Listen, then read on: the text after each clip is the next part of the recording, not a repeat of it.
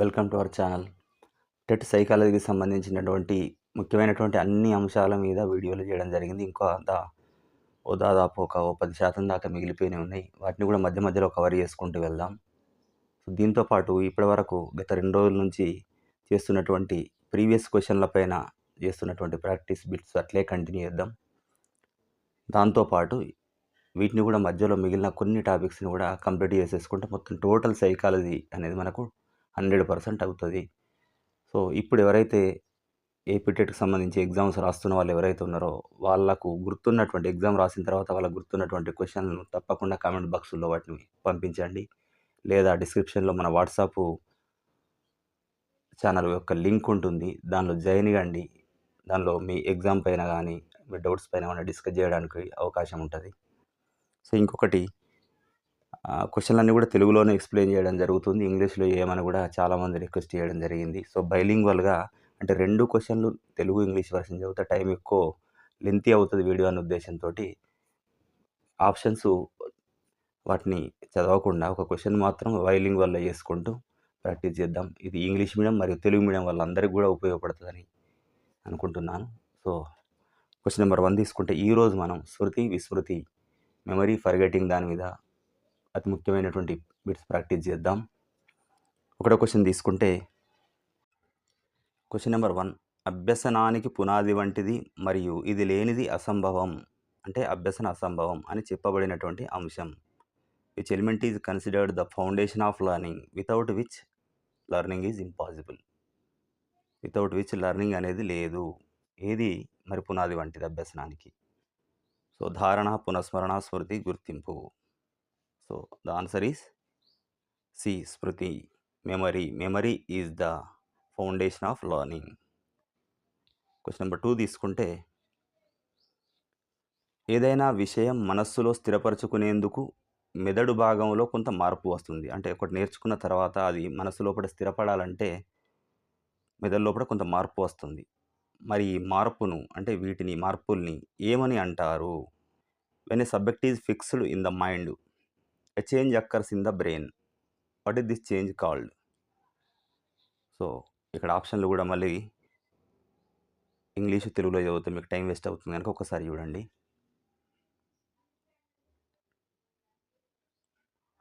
So the answer is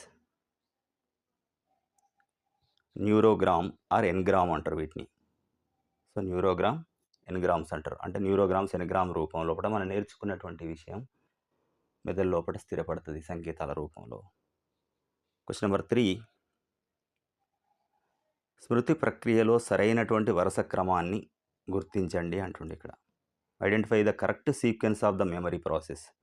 memory process లోపల ఈ గుర్తుంచుకునేటువంటి స్మృతి ప్రక్రియ లోపల కొన్ని దశలు ఉంటాయి, వరుసగా జరుగుతాయి. వాటిని ఆ క్రమాన్ని గుర్తించండి అంటుండే ఇక్కడ. సో ఒకసారి ఆన్సర్ చూడండి.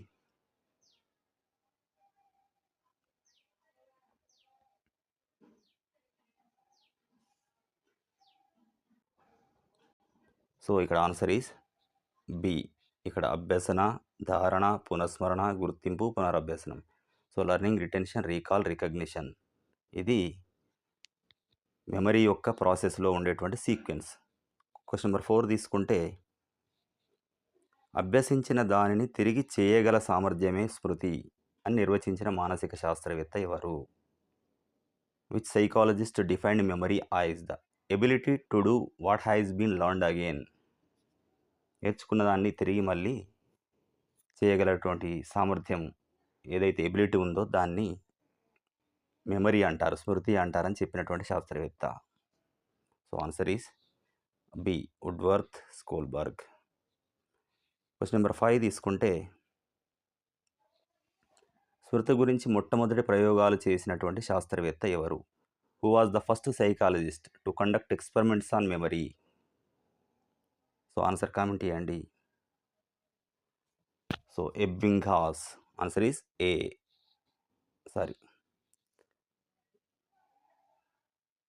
Answer is C, Ebbinghaus. ఇక్కడ ఎబ్బింగ్హాస్ మొట్టమొదటిసారి స్మృతి మీద ప్రయోగాలు చేయడం జరిగింది. He conducted experiments on memory.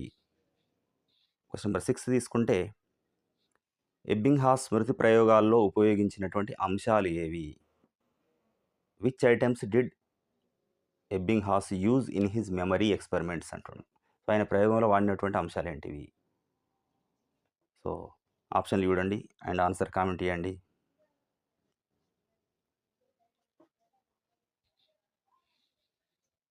So, C is the right answer. ఈయన ప్రయోగం లోపట అర్ధరహిత అక్షరాలు అంటే నాన్‌సెన్స్ సిలబుల్స్ అనేటువంటి వాటిని వాడుకొని మెమరీ మీద, స్మృతి మీద ప్రయోగాలు చేయడం జరిగింది. సో, మీకేమైనా బైలింగ్వల్‌గా ఇబ్బందుంటే కామెంట్ చేయండి. యూజ్ అవుతుందనుకుంటే ఇలాగే కంటిన్యూ చేద్దాం. సో, మీ మిత్రులందరికి గూడా ఈ టాపిక్ పైన మంచి ఇన్ఫర్మేషన్ రీచ్ కావాలంటే అందరికీ షేర్ చేయండి. సో, మీకేమైనా డౌట్స్ ఉన్నప్పుడు గూడా లేకపోతే కొత్త రాసినటువంటి ఎగ్జామ్‌ల మీద రాయబోయేటువంటి టెట్ ఎగ్జామ్ పైన ఉన్నటువంటిది డిస్కస్ చేయడానికి మన వాట్సాప్ ఛానల్‌లో జాయిన్ కండి. డిస్క్రిప్షన్ బాక్స్‌లో లింక్ ఉంది. Seventh question. విరామంతో నేర్చుకునేటువంటి విధానాన్ని ఏమని వ్యవహరిస్తారు? విరామంతోటి నేర్చుకునే అంటే గ్యాప్ ఇచ్చుకుంటూ నేర్చుకోవడం. What is the method of learning with rest periods? మధ్య మధ్యలో రెస్ట్ పీరియడ్స్ తోటి నేర్చుకోవడాన్ని ఏమంటారు?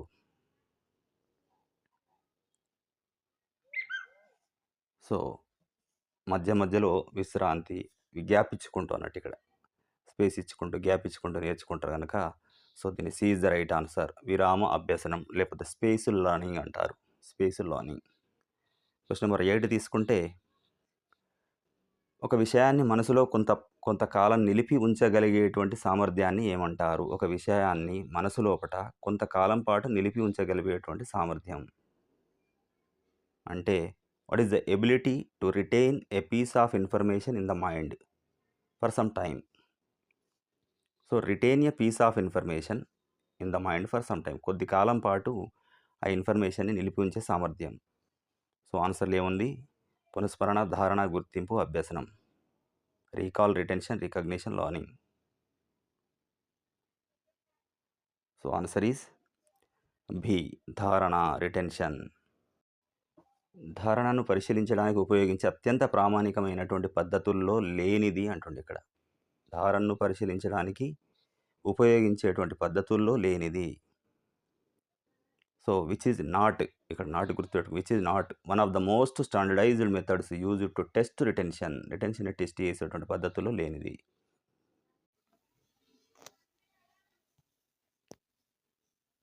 So, the answer is B. ఉత్పాదక పద్ధతి.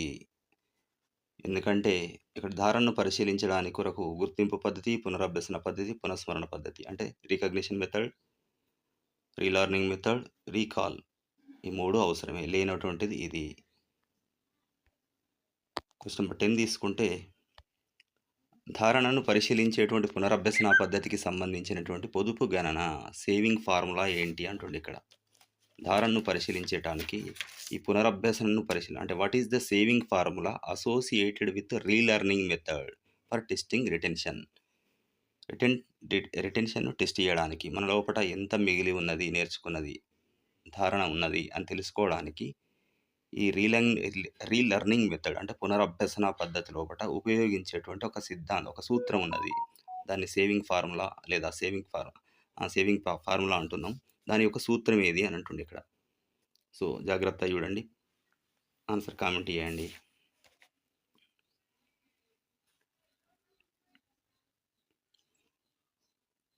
సో, ఇక్కడ B is the right answer. అసలు ప్రయత్నాలు, పునరభ్యసన ప్రయత్నాలు బై అసలు ప్రయత్నాలు ఇంటూ 100. ఇక లేదు. అంటే ఈ పొదుపు పద్ధతికి అంటే ఒక విషయం నేర్చుకోవడానికి ఫస్టు ఒక 10 గంటలు పట్టింది. తర్వాత మళ్ళీ దాన్ని పునరభ్యసనం చేస్తే, రీలెర్నింగ్ చేస్తే 8 అవర్సే తీసుకున్నది ఇప్పుడు. సో, 2 గంటలు సేవ్ అయినాయి. సేవ్ అయినటువంటి 2 గంటలు ఇక్కడ అంటే అసలు ప్రయత్నాలు మైనస్ పునరభ్యసన ప్రయత్నాలు అన్నట్టు ఉంటే 10 - 8 2 అన్నట్టు. సో, పొదుపు అనేది సేవింగ్ అనేది 2 గంటలు సేవ్ అయింది. సో, దాన్ని 2 ఇంతకుముందు మొత్తం నేర్చుకోవడానికి ఎంత టైం పట్టింది? 10 అవర్స్. 2/10 × 100 ఇది తీసుకుంటే మనకు సేవింగ్ ఫార్ములా వస్తుంది. క్వెషన్ నెంబర్ 11 తీసుకుంటే ఎబ్బింగ్హాస్చే రూపొందించబడినటువంటి విస్మృతి ఏ విధంగా జరుగుతుందో తెలిపే రేఖ ఏది? ఎబ్బింగ్హాస్ ప్రయోగాలు చేసిండు అన్నాం కదా! ఏది విస్మృతికి సంబంధించి, ఫర్గెటింగ్‌కి సంబంధించి. సో, ఆయన మరి విస్మృతికి సంబంధించినటువంటి ఒక రేఖలు గీయడం జరిగింది. వాటిని ఏమంటారు అంటుండు. Which curve devised by Ebbinghaus indicates how forgetting occurs. Forgetting అనేది ఏ విధంగా జరుగుతది, అక్కరింగ్ జరుగుతది అనే దాని గురించి ఇయ్యడం జరిగింది. సో, దీన్ని ఏమంటారు? So, B is the right answer. అభ్యసన రేఖ, లెర్నింగ్ కర్వ్ అంటాం. లెర్నింగ్ కర్వ్ ప్రకారం Ebbinghaus indicated how forget is occurring అనేది. క్వెషన్ నెంబర్ 12 తీసుకుంటే స్మృతి విస్తృతి అంటుంది ఇక్కడ. విస్మృతి కాదు, విస్తృతి. మెమరీ స్పాన్‌ని కొలవడానికి ఉపయోగించేటువంటి పరికరం ఏమిటి? స్మృతి యొక్క విస్తృతి, మెమరీ స్పాన్‌ని కొలవడానికి ఉపయోగించేటువంటి పరికరం. The device is used to measure memory span. Which device is used to measure memory span? So, here మనం దీన్ని ఏమంటున్నాం? ఒకసారి ఆలోచించండి. So, the answer is B, tachistoscope. So, tachistoscope is used to measure memory span. So, what is memory span? ఇక్కడ చూద్దాం. Next వస్తది అది మళ్ళీ. క్వెషన్ నెంబర్ 13 తీసుకుంటే ఒకసారి చూసిన, విన్న, తాకిన విషయాలను వెంటనే తిరిగి చెప్పగల సామర్థ్యాన్ని ఏమంటారు? అంటే ఒకసారి విన్నది గాని, చూసింది గాని, తాకింది గాని తిరిగి వెంటనే మరి దాని గురించి చెప్పగలుగుతాం ఆ అనుభవాన్ని. What is the capacity to immediately repeat items that were seen, heard, touched just once called. So, ఇక్కడ ఆన్సర్ చూడండి. ఆన్సర్ కామెంట్ చేయండి. So, this is the memory span. స్మృతి విస్తృతి అంటున్నాం. స్మృతి విస్తృతి అంటే మనం దాని విస్తృతి ఎంతవరకు ఉంది? మన మెమరీ యొక్క స్పాన్ ఎంత దాకా ఉంది? అంటే చూసిన తర్వాత, విన్న తర్వాత వెంటనే చెప్పగలుగుతున్నాం. అది ఎంత చెప్పగలుగుతున్నాం? ఇంత టైంలో చెప్పగలుగుతాం అన్నది ఆ స్పాన్‌ని మెమరీ స్పాన్ అంటారు. స్మృతి విస్తృతి అంటారు దాన్ని. క్వెషన్ నంబర్ 14 తీసుకుంటే అర్థవంతమైన లేదా అర్థవంతం కాని పదాలను జతగా గుర్తుంచుకొని ఒక పదాన్ని చెప్పినప్పుడు రెండవ పదాన్ని గుర్తుకు తెచ్చుకునే పద్ధతి ఏమిటి? 2 పదాలు ఉంటాయి ఇక్కడ. ఒకటి అర్థవంతంగా ఉంటది. ఇది అండ్ పెట్టుకోండి. ఒకటి అర్థవంతమైంది మరియు ఒకటి అర్థవంతం కాని 2 పదాలు జతగా గుర్తుంచుకుంటారు వాటిని. సో, ఒక పదాన్ని చెప్పినాం అనుకోండి. రెండో పదాన్ని మరి గుర్తుకు తెచ్చుకొని చెప్తాం. అంటే ఒకటి గుర్తొస్తే ఇంకోటి గుర్తొస్తది. సో, దాన్ని ఏమంటారు అంటున్నాం. What is the method of memorized 2 meaningful and nonsense words in pairs and recalling the second when the first is given? So, when we give the first option or first word, automatically we can recall the second one. So, that is the answer is paired association అంటున్నాం. ద్వంద్వ సంసర్గం. ద్వంద్వ సంసర్గం అంటున్నాం. అంటే ఒక మీనింగ్‌ఫుల్‌ది, ఒక meaningful లేనిది రెండిటిని joint చేసి గుర్తుపెట్టుకుంటే ఒకదాన్ని గుర్తు చేస్తే రెండవది రీకాల్ చేసుకుంటాం. సో, క్వెషన్ నెంబర్ 15 తీసుకుంటే అర్థం చేసుకోకుండా బట్టి పట్టడం ద్వారా నేర్చుకునే స్మృతి రకం ఏది అంటుండు. Which type of memory involves learning by wrote without understanding the meaning? అంటే కంటెంట్‌ని అర్థం చేసుకోకుండా మరి నేర్చుకునేటువంటి పద్ధతి ఏది? సో, ఇక్కడ క్వెషన్‌లోనే ఉంది గనక ఈజీగా తెలుస్తుంది. సో, ఈజీ క్వెషన్‌లు కూడా కంపల్సరీ మన టెట్ గాని, డీఎస్ గాని, సీటెట్ గాని ఏ ఎగ్జామ్ అయినా కూడా కంపల్సరీ అట్‌లీస్ట్ ఒక 25% of the questions will be easy. Weightage అనేది కంపల్సరీ మెయింటైన్ చేస్తారు గనక చాలా ఈజీ క్వెషన్‌లు రఫ్‌లీ ఒక 25%, వెరీ హార్డ్ ఒక రఫ్‌లీ ఒక 25% వరకు ఇట్లుంటాయి. అంటే మంచి వెల్డిట్ ఉన్నటువంటి క్వెషన్ పేపర్ అయితే. యావరేజ్ క్వెషన్‌లే ఎక్కువగా ఉంటాయి.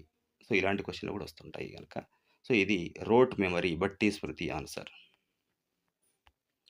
క్వెషన్ నెంబర్ 16 ఒక విషయాన్ని గుర్తుకు తెచ్చుకోవడానికి కృషి చేయవలసి వచ్చే స్మృతి. అంటే గుర్తుకు తెచ్చుకోవడానికి మనం ప్రయత్నం చేయాలన్నట్టు ఇక్కడ కృషి చేయడం అంటే. అట్లాంటి స్మృతి రకం ఏది అంటున్నాం. Which type of memory requires effort to recall a piece of information? To recall a piece of information, we have to effort. ఇది which one is correct? Answer comment చేయండి. So, A is the right answer? క్రియాత్మక స్మృతి అంటున్నాం ఇక్కడ. క్రియా ఇక్కడ మనం ప్రయత్నం, మన పని అనేది ఉన్నది ఇక్కడ. ఆలోచించి చేస్తున్నాం. ఇంగ్లీష్ వెర్షన్ ఇక్కడ తప్పిచ్చిండు. This is active memory. కిందిది ఇది ప్యాసివ్ మెమరీ. సో, క్రియాత్మక స్మృతి it is the active memory. So, active memory requires effort to recall a piece of information అన్నట్టు. క్వెషన్ నెంబర్ 17 తీసుకుంటే, సో, బైలింగ్వల్‌గా చెప్తుంటే ఇబ్బంది పడకండి. సో, మనకు దీని తర్వాత సీటెట్ కూడా నోటిఫికేషను మొన్న వచ్చింది గనక దాన్ని సీటెట్ రాసే వాళ్ళకి గూడా ఇంగ్లీష్ వెర్షన్ యూజ్ అవుతది. సో, మళ్ళీ మనకి ఎగ్జామ్‌లో గూడా డైరెక్ట్ 100% తెలుగు వర్డ్స్‌నే అన్నట్టు ఏమి ఇవ్వట్లేదు. మధ్య మధ్యలో ఇంగ్లీష్ వాటిని తెలుగు స్క్రిప్ట్‌లో ఇవ్వడం జరుగుతుంది గనక మనకు 2 తెలిసి ఉండాలి. 17థ్ క్వెషన్ వ్యక్తి యొక్క ఆసక్తి, ఏకాగ్రత మరియు అవగాహనపై ఆధారపడి ఉండేటువంటి స్మృతి రకం ఏది? వ్యక్తి యొక్క ఆసక్తి ఉండాలి, ఏకాగ్రత ఉండాలి, అవగాహన మీద ఆధారపడి ఉండేటువంటి స్మృతి రకం. So, which type of memory is dependent on an individuals interest, concentration and comprehension. So, there is interest and also concentration, comprehension. This type of memory is called as. So, B is the right answer. Tarkika Smriti, logical memory. So, logical memory is dependent on individual's interest, concentration and comprehension. అంటే ఆసక్తి, ఏకాగ్రత, అవగాహన మీద ఆధారపడినటువంటి చేసేది తార్కిక స్మృతి అంటున్నాం ఇక్కడ. So, 18th question ఇది స్వల్పకాలిక స్మృతికి షార్ట్ టర్మ్ మెమరీ దీనికి సరైనటువంటి ఉదాహరణ ఏది? Which is the correct example of short term memory? Short term మెమరీకి ఎగ్జాంపుల్ ఏంటి? చూడండి అండ్ ఆన్సర్ కామెంట్ చేయండి. So, B is the right answer. Bus number, phone number తాత్కాలికంగా గుర్తుంచుకుంటాం. Temporarily remembering a bus number or phone number. ఎప్పుడైతే మనకు అవసరం తీరిపోయింది అనుకోండి, బస్సు దిగి వచ్చినాం అనుకోని ఆ నంబర్ మర్చిపోతుంటాం. So, this is the short term memory. Question number 19 తీసుకుంటే, అభ్యసించిన విషయాన్ని పూర్తిగా లేదా పాక్షికంగా మర్చిపోవడాన్ని ఏమంటారు? మనం నేర్చుకున్నటువంటి విషయాన్ని పూర్తిగా లేదా పాక్షికంగా. So, what is the term for completely or partially forgetting? Learned information. So, we are forgetting the learned information completely or partially. So, this is called C. Forgetting అంటారు. విస్మృతి లోపట మరి కంప్లీట్‌గానన్నా గానీ, పార్షియల్‌గా కొద్ది మొత్తంలో గానీ మర్చిపోవడం జరుగుతది. క్వెషన్ నెంబర్ 20 తీసుకుంటే, కొత్తగా నేర్చుకున్న విషయాలు వెనుకకు పోయి, ఇంతకుముందు నేర్చుకున్న విషయాలను గుర్తుకు తెచ్చుకోవడాన్ని కష్టతరం చేయడాన్ని ఏమంటారు? కొత్తగా నేర్చుకున్నాం ఓ విషయం. మళ్ళీ వెనక్కెళ్ళి గోస్ బ్యాక్‌వర్డ్ నేర్చుకున్న విషయాలు ఇంతకుముందు నేర్చుకున్న విషయం గుర్తు తెచ్చుకుందాం అంటే గుర్తురాదు. So, what is it called when newly learned material interferes goes backward with the recall of previously learned material? Previously learned మెటీరియల్ని గుర్తు తెచ్చుకోవాలంటే న్యూలీ లెర్న్డ్ మెటీరియల్ అనేది ఇంటర్ఫియర్ అవుతుంది. సో, ఇది వెనుకకు వెళ్తున్నాం, గోస్ బ్యాక్వర్డ్ అంటున్నాం కనుక ఇది తిరోగమన అవరోధం, retroactive inhibition is the right answer. Question number 21 తీసుకుంటే, సో, దీనికి రివర్స్, ఇంతకుముందు దానికి రివర్స్ ఉంది ఇది. ఇంతకుముందు నేర్చుకున్న విషయాలు ముందుకు వచ్చి అంటుండు. ఇంతకుముందు నేర్చుకున్న విషయాలు ముందుకు వచ్చి, కొత్తగా నేర్చుకున్న విషయాలను గుర్తుకు తెచ్చుకోవడాన్ని కష్టతరం చేస్తాయి, అంటే ఆటంకం కలిగిస్తాయి. So, what is it called when previously learned material interferes goes forward with the recall of newly learned material? మరి కొత్తగా నేర్చుకుని గుర్తు తెచ్చుకోవాలంటే పాతది అడ్డొస్తుంది ఇక్కడ. సో, ముందుకు వెళ్ళి అంటున్నాం, గోస్ ఫార్వర్డ్ అంటున్నాం కనుక so, it is the right answer. పురోగమన అవరోధం, ప్రోయాక్టివ్ ఇన్హిబిషన్ అంటారు ఇక్కడ. ప్రోయాక్టివ్ ఇన్హిబిషన్ అంటే ఇక్కడ ఏం జరుగుతుంది? ప్రోయాక్టివ్ అని అనుకుంటే previously learned material is interfering with the newly learned material. It is obstructing to recall the newly learned material. So, question number 22 తీసుకుంటే, ఎబ్బింగ్హాస్ యొక్క విస్మృతి రేఖ ఫర్గెటింగ్ కర్వ్ అని చెప్పుకున్నాం కదా. విస్మృతి రేఖ ప్రకారం 20 నిమిషాల తర్వాత ఎంత శాతం విషయాన్ని మర్చిపోవడం జరుగుతుంది. ఎబ్బింగ్హాస్ ఏం చేసిండంటే ఫర్గెటింగ్ కర్వ్ అనేటువంటి ఒకటి పెట్టిండు. According to Ebbinghaus forgetting curve, what percentage of information is forgotten after 20 minutes? So C is the right answer, 47%. We are forgetting 47% of memory within that first 20 minutes. మొదటి 20 నిమిషాల లోపల 47% మర్చిపోవడం జరుగుతుంది. క్వశ్చన్ నెంబర్ 23 తీసుకుంటే, మెదడుకు దెబ్బ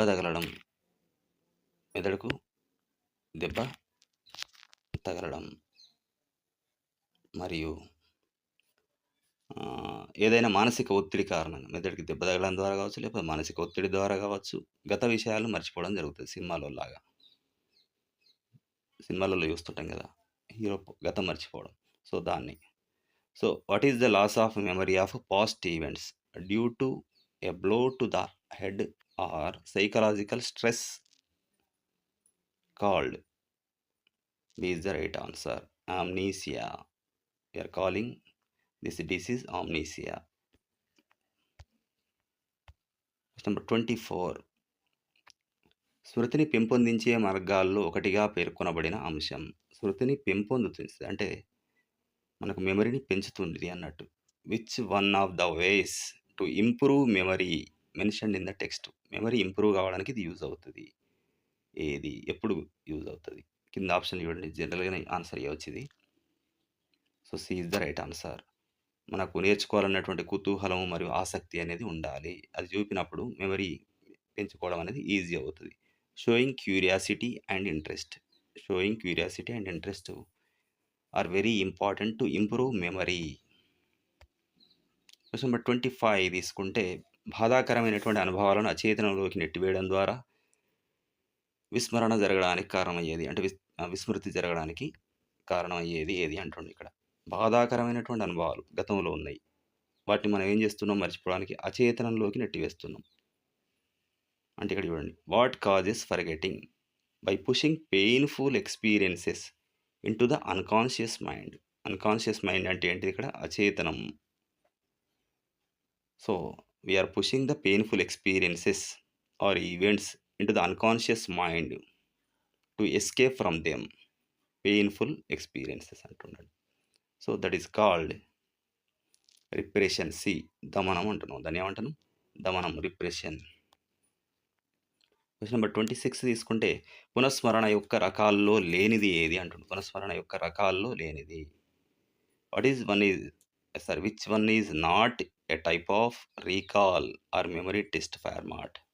సో రీకాల్లో లేనటువంటిది ఏమిటి? పునఃస్మరణకు సంబంధించిన దానిలో లేదు. పునఃస్మరణ కావాలంటే ఏం చేసుకుంటాం? ఎస్ఏ టైప్ క్వశ్చన్లు చేస్తాం, షార్ట్ ఆన్సర్ క్వశ్చన్లు చేస్తాం, fill in the blanks question చేస్తాం. మరి గుర్తింపు అనేది కూడా ఇది ఇంకో రకమైనది. పునఃస్మరణ లాగే ఇది కూడా వేరొక అంశం కనుక దీనిలోకి రాదు, పునఃస్మరణలోకి రాదు.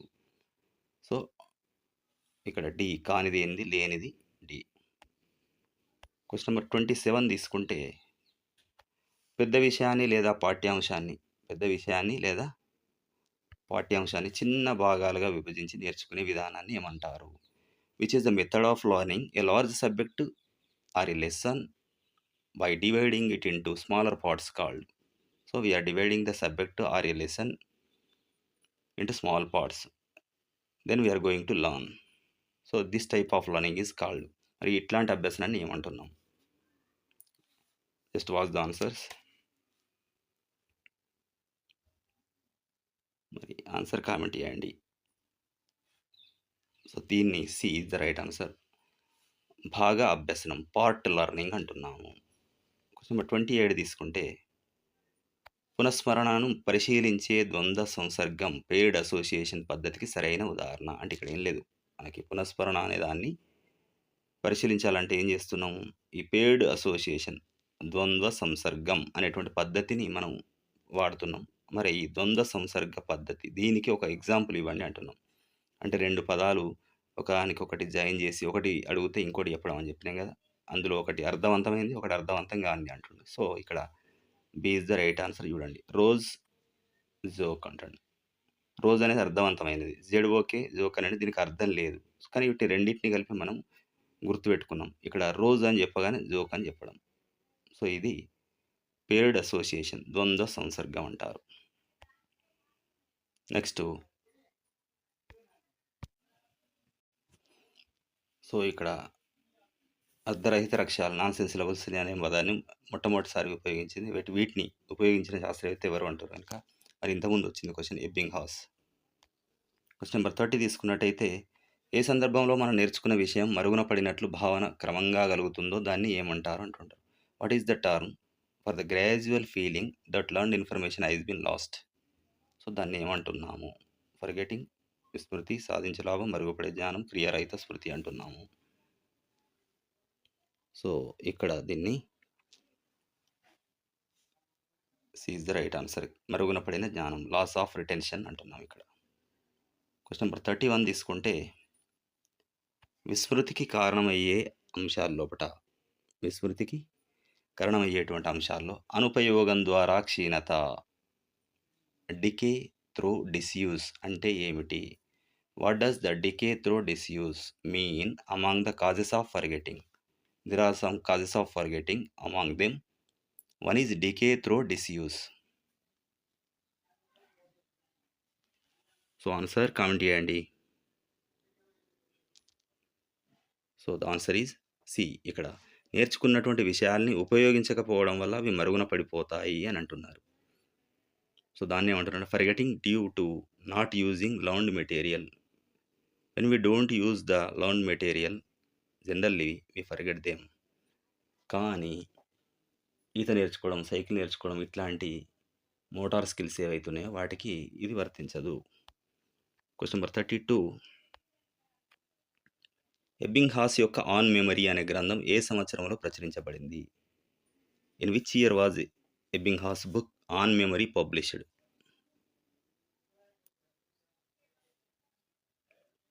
So, answer is 1885. Question number 33 పునఃస్మరణను పరిశీలించే పద్ధతిలో లేనిది అంటుంది ఇక్కడ. మరి ఇంతకుముందు లాగానే which is not a method used to test recall. Comment the answer. So, B నిష్క్రియాత్మక స్మృతి పద్ధతి, ప్యాసివ్ మెమరీ మెథడ్ ఇది లేదు. మరి ఉన్న వాటిల్లో ఏంటిది గుర్తుపెట్టుకోవడానికి ప్రయత్నం చేయండి. పునఃస్మరణను పరిశీలించడానికి కొరకు మెమరీ స్పాన్ మెథడ్, స్మృతి విస్తృతి పద్ధతిని వాడతాం, కథనాల పద్ధతిని నేరేటివ్ మెథడ్స్ వాడతాం, శబ్ద ప్రమాణం టెస్ట్ మనీని కూడా వాడతాము. నెంబర్ 34 దీర్ఘకాలిక స్మృతి లాంగ్ టర్మ్ మెమరీకి సంబంధించి సరైన వాక్యం ఏది? Which statement is correct regarding long term memory? So, options చదవండి, ఆన్సర్ కామెంట్ చేయండి.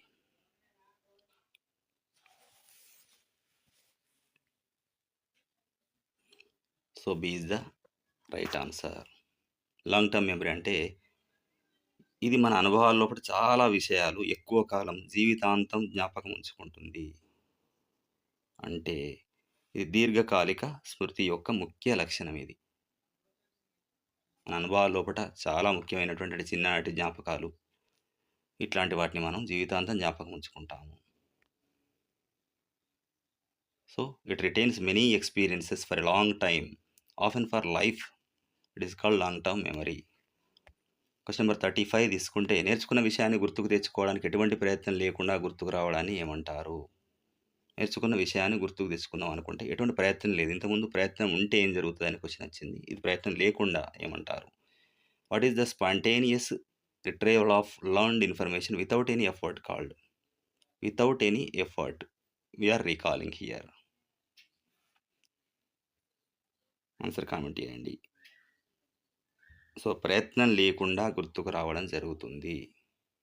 ప్రయత్నం లేకుండా అనుకుంటున్నాం కనుక సో, ఇది క్రియారహిత స్మృతి, ఇది యాక్టివ్ కాదు, ప్యాసివ్ మెమరీ. క్వెషన్ నెంబర్ 36 స్మృతిని పెంపొందించే మార్గాలలో విరామం ఇచ్చి చదవడం అనే అంశాన్ని ఏమంటారు? మరి what is the term for reading with breaks. Among the ways to improve memory. So we are using the reading with breaks method to improve our memory. It is called, which term is called? We are calling it by which term? So 36. This is the విరామ అభ్యసనం లేదా విశ్రాంతి అభ్యసనం, spaced learning అంటున్నాం. What is that? Spaced learning. Question number 37. స్మృతిని పెంపొందించేటువంటి మార్గాల్లో కొండ గుర్తులు, mnemonic devices అంటే ఏమిటి? మరి గుర్తుపెట్టుకోవడానికి, స్మృతిని పెంపొందించుకోవడానికి కొండ గుర్తుల పద్ధతి వాడతాము, న్యూమోనిక్ డివైజెస్ అంటాము. So what are the mnemonic devices among the ways to improve memory? So 37 answer is C.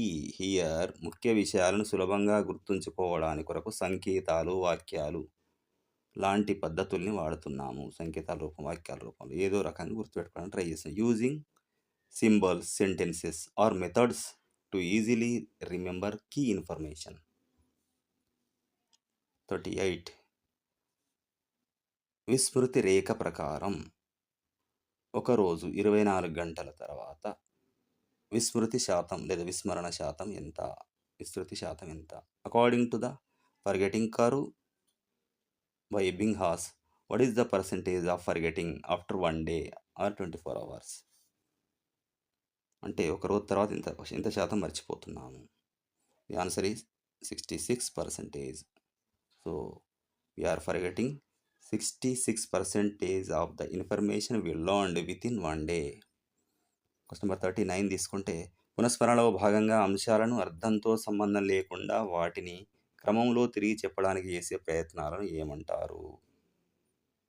పునఃస్మరణలో భాగం అంటుండు, మరి అంశాలతో అర్థంతో సంబంధం లేదు, క్రమంగా తిరిగి చెప్పడానికి చేసే ప్రయత్నం అంటుండు. ఇది ఇండైరెక్ట్ అడగడం జరిగింది, ఇంతకుముందు అడిగినటువంటిది.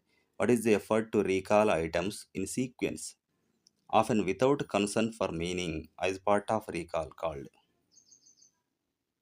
సో దిస్ ఈజ్ ప్రత్యక్ష పునఃస్మరణ అన్నాడు. ప్రత్యక్ష పునఃస్మరణ అంటారు దీన్ని. ఇక్కడ వర్బల్ రీకాల్ అనేది కరెక్ట్ కాదు, చూద్దాం. సో ప్రత్యక్ష పునఃస్మరణ, చూసి వాటిని గుర్తుపెట్టుకోవడం. Next one is the question number 40, last question. గుర్తింపు పద్ధతి ద్వారా ధారణను పరిశీలించేటువంటి గుర్తింపు జ్ఞాన శాతం సూత్రం ఏది? అంటే గుర్తింపు పద్ధతి లోపట చేస్తున్నాం. ఇక్కడ సాధారణంగా పునఃస్మరణ కంటే గుర్తింపు తేలికైనటువంటిది. కొన్ని సందర్భాలలో ఏం చేస్తామంటే, ఇప్పుడు చూస్తున్నటువంటి విషయాన్ని ఇంతకుముందు ఎప్పుడో చూసినట్టు భ్రమ కూడా కలుగుతుంది. దాన్ని డెజావు అంటారు. ఇది ఫ్రెంచ్ పదం, అది కూడా గుర్తుపెట్టుకోండి, ఈ సందర్భంగా గుర్తొచ్చింది. సో ఇక్కడ గుర్తింపు పద్ధతిని ఎట్లా గుర్తారు, దాని ప్రిన్సిపల్ ఏంటి? What is the formula for recognition knowledge percentage when testing retention by the recognition method అంటారు ఇక్కడ. సో ఆన్సర్ కామెంట్ చేయండి. So A is the right answer. ఒప్పులు మైనస్ తప్పులు బై మొత్తం ఇంటూ 100. ఒప్పులు మైనస్ తప్పులు, correct recognitions minus errors by total into 100 is the right answer. So బైలింగ్వల్లో మనం సీటెట్కి, టెట్కు, ఇంగ్లీష్ మీడియం మరియు తెలుగు మీడియం వాళ్ళకి పనికొచ్చే విధంగా మీ నుంచి వచ్చినటువంటి రిక్వెస్ట్కి అనుగుణంగా చేయడం జరిగింది. మరి దీనిపై మీ అభిప్రాయాన్ని కామెంట్ చేయండి. సో నాకైతే యూజ్ఫుల్ అవుతుంది అని అనుకుంటున్నా, ఎందుకంటే తెలుగు మీడియం వాళ్ళకు కూడా ఇంగ్లీష్ పదాలు అవసరం, కొన్నిసార్లు అవి అడగడం జరుగుతుంది. సో ఈ వీడియో నచ్చినట్లయితే ఇవి గతంలో వచ్చినటువంటి ప్రశ్నలను తీసుకొని ఇక్కడ అన్నిటిని ఒకే చోట ఏర్చి ఒక సిరీస్ లాగా వేయడం జరుగుతుంది. సో ఇవి తప్పకుండా మీకు హెల్ప్ అవుతాయి. ఎగ్జామ్ ప్యాటర్న్ తెలుస్తుంది. చాలా క్వశ్చన్లు రిపీట్ కావడం జరుగుతుంది, మనకు అవే క్వశ్చన్లు రిపీట్ అవుతున్నాయి, కొన్ని కొంచెం చేంజ్ చేసి దాన్ని అడగడం జరుగుతుంది. సో ఓవరాల్ నాలెడ్జ్ దీనివల్ల మనకు హై స్కోర్ తీసుకురావడానికి ఖచ్చితంగా యూజ్ అవుతుంది.